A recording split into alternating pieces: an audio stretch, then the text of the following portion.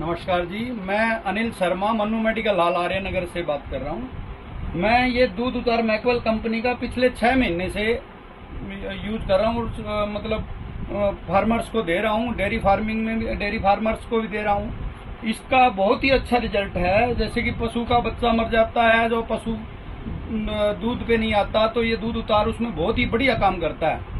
और पशु का पावश कमजोर होने पे भी पशु को अगर ये दिलाते हैं 100 ग्राम सुबह 100 ग्राम शाम को, तो बहुत ही बढ़िया रिजल्ट है।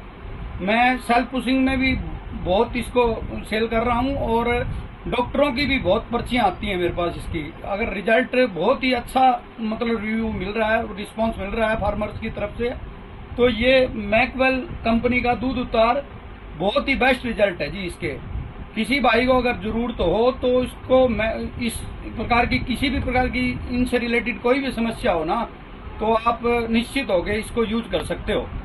Thank you.